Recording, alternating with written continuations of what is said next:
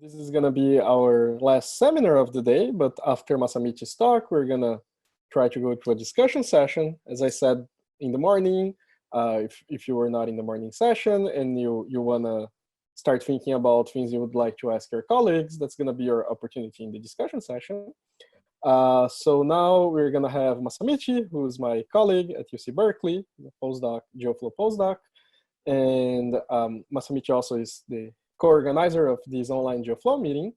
And he's going to talk to us about the island formula for reflected entropy. So yeah, thank you, Masamichi. Thanks, Hugo. And thank you for coming to my talk. So today I'd like to talk about my recent work, which hopefully to appear soon, with Ben and Pratik, both a student at the UC Berkeley. So since last year, we have observed significant development in the understanding of evaporating black hole and the resolution of Hawking black hole information paradox. So what is this paradox? So let's consider a black hole that is evaporating, so emitting the Hawking radiation, and consider the external observer or system that collects this Hawking radiation. So I will call this system of the path. And the paradox that Hawking found was that the entanglement entropy of this path system seems to keep increasing. This is a contradiction to the laws of quantum mechanics, because the entropy of the black hole or the degrees of freedom in the black hole is finite, and even it's decreasing because of the radiation. So the entropy curve should start decreasing or saturated, should be decreasing at some point, which was not reproduced by the Hawking calculation, which was semi-classical calculation. So this posed a serious problem in order to understand the property of gravity. And last year, this series of papers has discovered how to resolve this information paradox by considering the so-called entanglement island, which comes from the contribution from the Euclidean wormholes. So that this effect is non-perturbative in the quantum gravity. So what is this entanglement island? The entanglement island is a subregion in the gravitating region. So I denote it by I, which could be non-locally separated from the original subregion A, which is a system, subsystem in the bus. So when you compute the entanglement entropy for this bus subsystem, which has no gravitation inside, you have to, in principle, you have to consider the island, which could be very far apart from the original subsystem, and could be inside or outside the horizon of the black hole. And then with given island, the entanglement entropy of this bus subsystem A is given by the sum of two terms.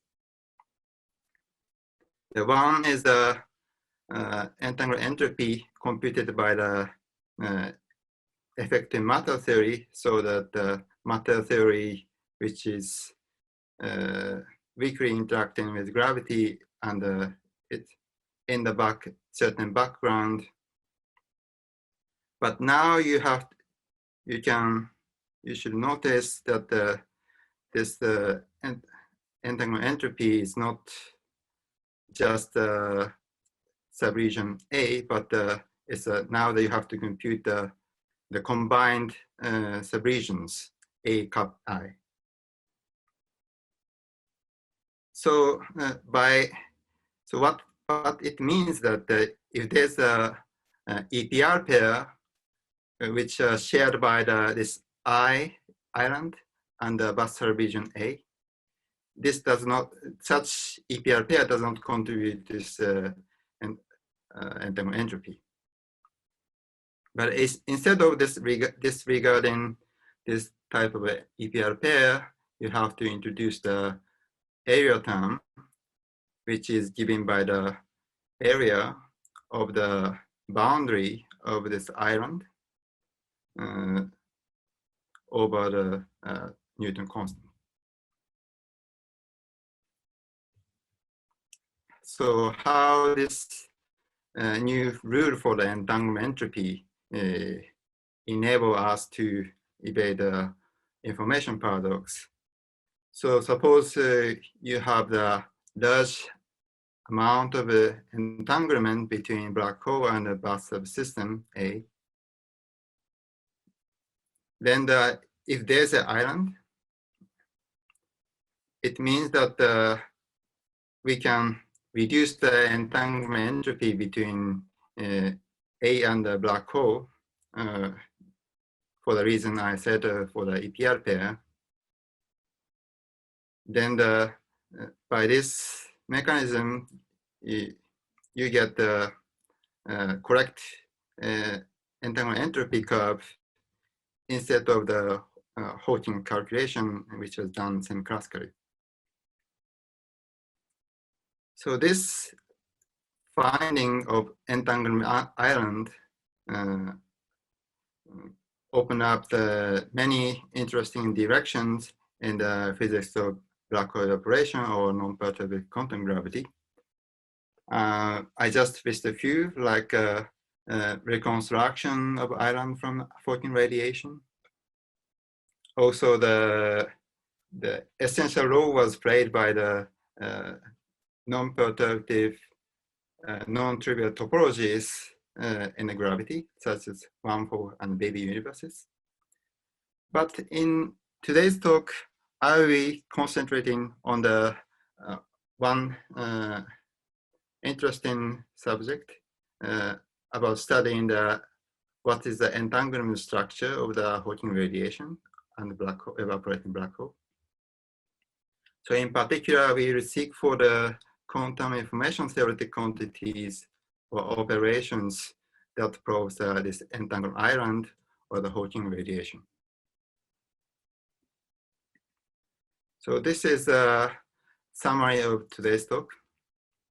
So we will find a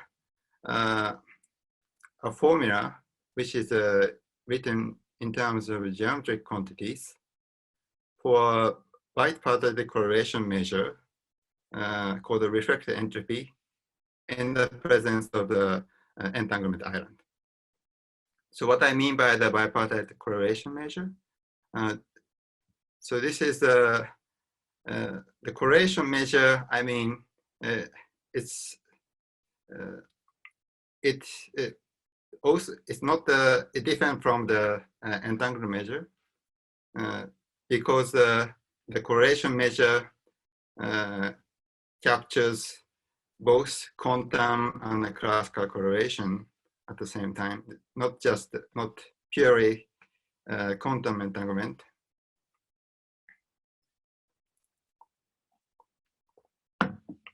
And I will focus on the bipartites. So I mean, I consider the correlation between two subsystems in the system that include evaporated black holes and Hawking radiation. And we will find that there's some interesting observations and application of this formula. So I will explain later in my talk. The formula we will provide resolves some version of the information paradox for the bipartite correlation. Also, by using this type of a correlation measure, we will show that it can probe some special implication about multipartite correlation in the or entanglement in the evaporating black hole and the Hawking radiation. So this is the introductory part. So let me go on to what is the reflected entropy. So, okay, let's consider the density matrix on the subsystem A and the subsystem B. So the state is rho AB, which in principle can be mixed state. So rho AB is the operator on HA times HB. But you can also think in a different way, so that you can think the density matrix as a state vector living under this tensor product of Hilbert spaces, HA star, HB, HB star. Here I mean H star by the linear function on the Hilbert space H, which is also the Hilbert space. And we call this the square root of rho AB, the canonical purification. So why this is canonical purification? So let's suppose we trace out HA star and HB star and consider what the state is, what the reduced density matrix is. And it turns out that the reduced density matrix of this state is given by the original density matrix rho AB. So in this sense, this is a purification. So it's a pure state, and tracing out the subsystem gives back to original mixed state. So you can also consider the different combination of the subsystem in this pure state. So if you consider the subsystem AA star and consider the entanglement entropy of this subsystem, then this quantity is a new quantity, and it is called reflected entropy. And the reflected entropy has several interesting properties. For instance, if the AB is in the pure state, so the original density matrix was pure, then it just gives the entanglement entropy of A and B, as it should be. And also it has a interesting inequality between the quantum mutual information. So it's the reflected entropy is always bounded from below by the quantum mutual information. And also note that this quantum mutual information is also the bipartite correlation measure. So we will be interested in this difference between two correlation measures in the later part of the talk. And this strict inequality indicates some particular kind of multipartite entanglement. And indeed, in the Christian Pratik has argued this holoric state must have sort of direct type entanglement by showing that by looking at some configuration that this inequality becomes strict. Okay, let's move to the explicit example why this inequality is relevant to us. So let's just consider the system composed of 3 qubits and consider 2 typical tripartite entangled state, namely the GHZ state and the W state. So GHZ state is given by the following form. So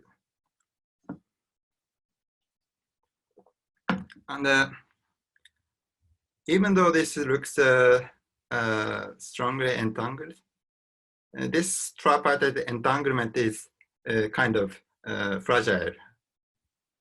This is because if you trace out one of the subqubit, then the resulting state is not its unentangled state. It's just it just has a classical correlation. And interestingly, in this case, the above inequality is degenerate. It's saturated. So the mutual information and the reflected entropy are equal to each other. But on the other hand, if you look at a different type of tripartite entangled state called the W state, it gives a interesting relation. So in this case, this entanglement is kind of robust. So if you trace out one of the qubit, then the resulting state is indeed a quantum entangled state. And in this case, the mutual information and the reflected entropy gives a different result. So the strict inequality is strict. So it is natural to think that by using this difference, we can at least ask whether the state under consideration is dominated by the GHZ type multipartite entanglement or more generic type of multipartite entanglement such as W state.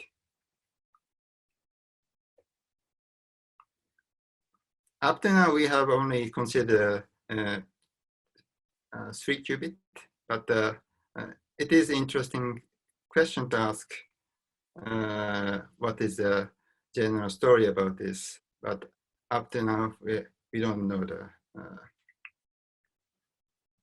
the result. Okay, at any rate, I will talk about by using such difference between reflected entropy and mutual information, we will address what's the entanglement structure and the Hawking radiation and vector.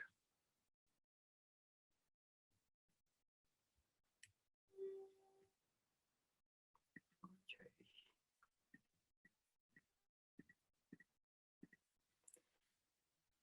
So why did I pick the reflected entropy to study the entanglement structure in the Hawking radiation? So it has been, so reflected entropy has a nice holographic duo in a context of ADS shifting correspondence. So let's consider the ADS space-time and the subregion in a boundary shifty A and B. And consider the entanglement wedge corresponding to A cup B, which is this shaded blue region. then you can consider a codimension 2 surface, or in this picture, codimension 1 surface, gamma, which divide this entanglement wedge into 2 parts, and in particular, partitioning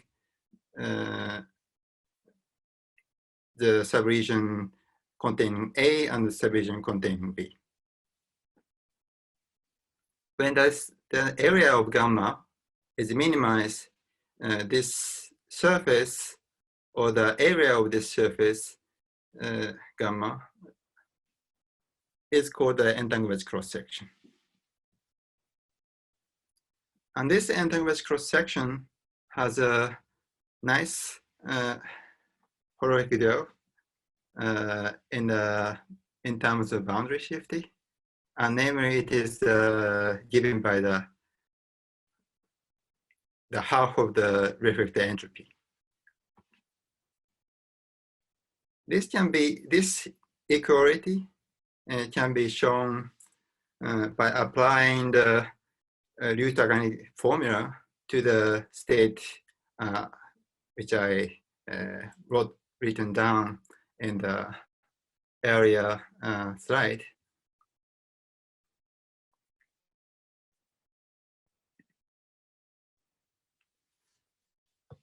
And now I will move to the evaporating black hole and how to apply this story about refracted entropy to this evaporating black hole. So let's consider the simplest case, that 2D gravity coupled with two-dimensional CFD eternally. So the system is now time independent. And total action is given by the JT gravity action plus the CFT action.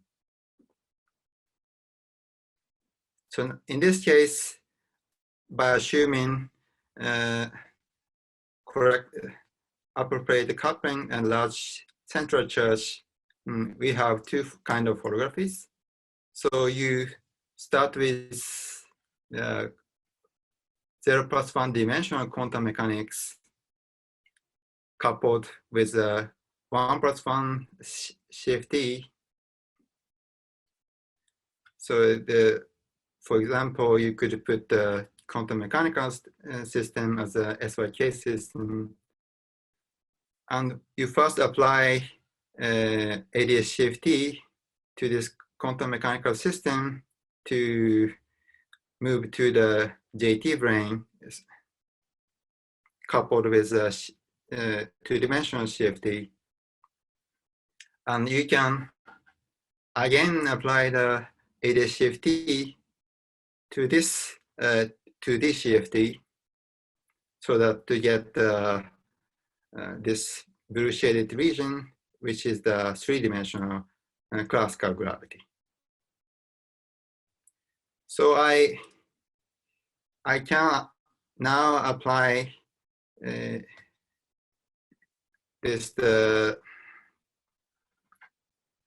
the equality between the entanglement wedge cross section and the refracted entropy in the horrific sense to this 3D gravity.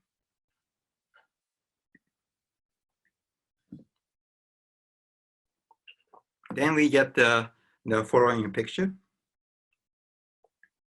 So this region is a 2D CFT, and this region corresponding to the 2-dimensional gravity. And this region is corresponding to the 3D classical gravity. And I want to compute refracted entropy between subregion A and B in the 2D CFT.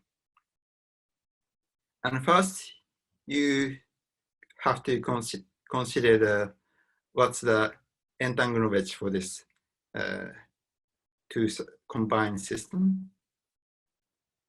And the interesting thing is that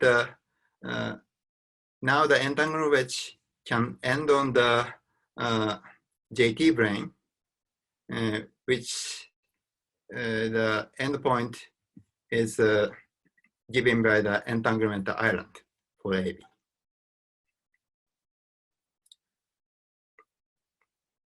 And if you consider the entanglement wedge cross-section for AB, and then this is entanglement wedge cross-section now can end in principle on the JT brane.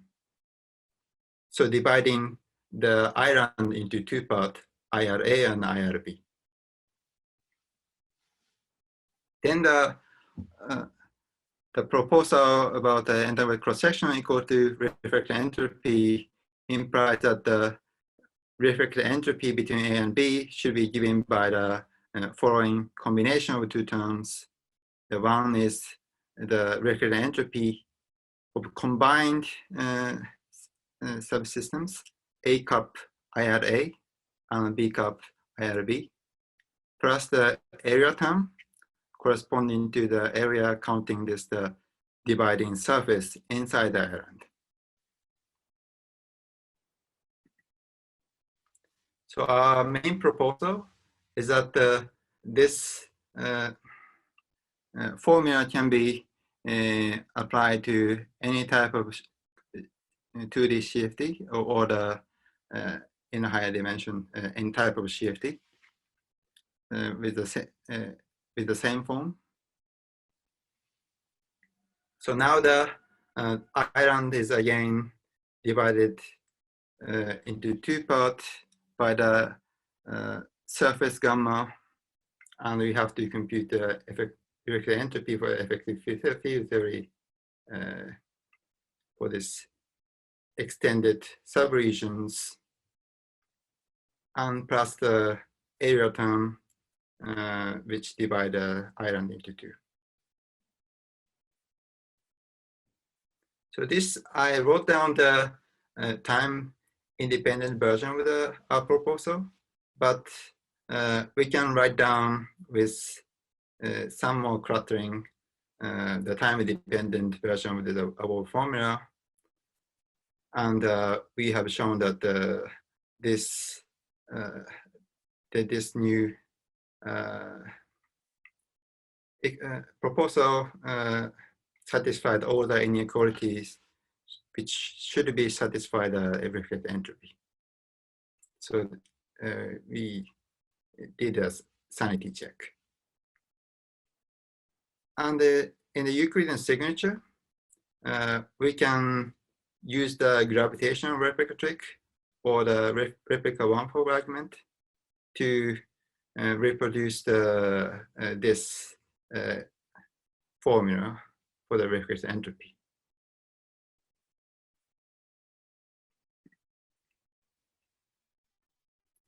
So, and finally, let me move to the applications session. So I will look at the simplest case, the zero temperature eternally coupled to the holographic CFT plus JT gravity. And we consider the simplest subsystems A and B. So here I mean 0 to A as as A and A to B as B, and we change the variable A. So I only change the relative size between A and B, and the size of a total subsystem AB fixed. Then you can see that there's a phase transition both in the mutual information as well as the refracted entropy. So let's first see what's the phase transition in the mutual information. So in our setup, both A and A cup B have island. So the island for A is this subregion, and the island for A cup B is this subregion in JT brane. But on the other hand, B can have the island, but also it happens that B don't have the island, doesn't have the island. So if you change the size of B, as you decrease the size of B, in certain size, the entanglement wedge for the B is no longer containing the JT brane part. So this is small subregion. So this induces the phase transition and the mutual information.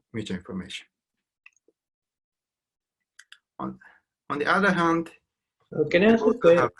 Sorry? Can I ask a question? Sorry. Yes, please. So in the left, in the two diagrams here, the left diagram you just spoke about, where both A and B have islands, is it true, or is it true that the island of A union the island of B is the island of A union B? So this is a very special case. Here I'm A and B are adjacent to each other. Right, and in general, that statement is not true. But in this case, it is true, you're saying. Oh yeah. In particular, if you see this, the second picture. Yeah. The island AB. Island for the B is empty, and island for A is some subregion here, and island for A cup B is strictly bigger than the island of A. Okay, so, thank you. So in the case of the reflected entropy, so when the A is small enough, entropy cross-section can end on the JT brane. But if you enlarge the size of A, it end up on the different boundary of entanglement of AB. So this also induced the phase transition in the reflected entropy. So we have the two phase transitions. So the one curious question to ask is that whether these two types of phase transition happens at the same point. And the answer is no. So we end up with three types of phases. So in the first phase, you have so there is an island for B, and the entanglement cross-section on the JT brane. So in this case, the reflected entropy and the mutual information is equal to each other. So in this case, you can say that the entanglement is purely bipartite. In the second phase, the entanglement wedge for the B undergoes a phase transition, and it no longer ends on the JT brane. And on the other hand, entanglement cross-section can end on the JT brane. And the phase 3 is the both. In the phase 3, the both of the entanglement wedge for B and the entanglement cross-section doesn't end on JT brane. So in this case, in phase and phase 3, the strict inequality for the mutual information and the reflected entropy holds, so that now the entanglement entropy, the multipartite entanglement is not like a GHZ state, but it's more like a double type entanglement And this is the plot for the reflected entropy and the mutual informations. So it is tempting to say that the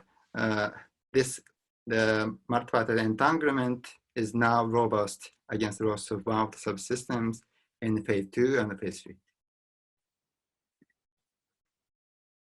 And finally, I'd say about what I meant by the information loss in a bipartite correlation. So let's assume that the reflected entropy is not affected by the presence of island, so that in particular, the entanglement cross-section doesn't end on the JT brane. Then what happens is that the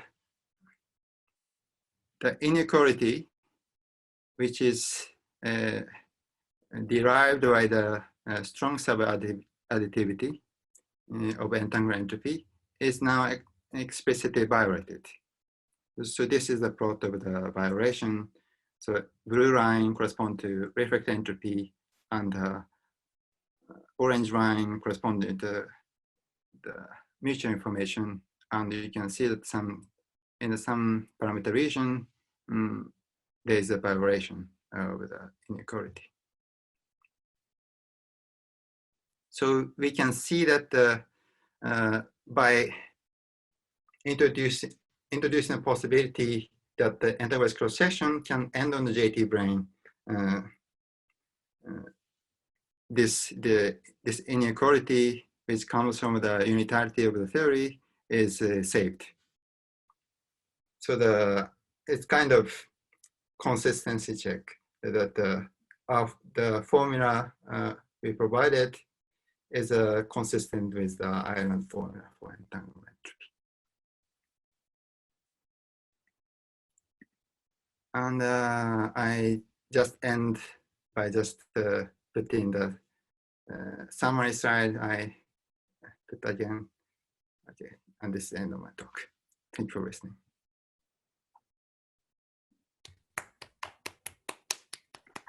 Thank you, Masamichi. And we still have a few times for questions, so if people want to start. So Masamichi, I'm a little confused about the phase 1, like the phase when the mutual information is that the phase when mutual information is maximum? So in this case, I mean, here, I'm changing the size of A. So SA is also increasing with the size of A. And in the sense that it saturates the upper bound, in a sense that it's maximal. Does that answering your question? Well, I'm just, well, I guess usually when we look at the different regions in RT formulas, we rarely have mutual information being maximum. I'm trying to understand why it could be really maximum. Usually it's like, it could be close to maximum. If I consider a region bigger than half the system for a pure state black hole, and then I increase it a little bit more, then it's close to maximum, but not exactly. So I want to understand whether in this case it's exactly maximum to SA or. So you mean? Because this red line you draw for, like, if I'm calculating entropy of B, does the red line sit in the same location as when I calculate the entropy of A? Oh, yeah, so let me understand your question correctly. So maximum in what sense? The maximum mutual information is equal to 2SA. Oh, yeah, so it is twice the SA. But AB is a subsystem, so it's not the rho AB is not the pure state.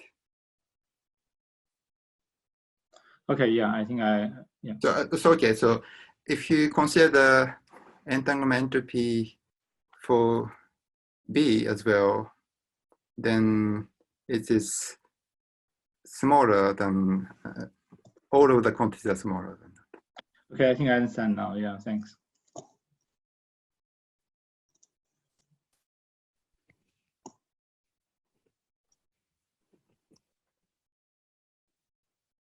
Any more questions for Masamichi?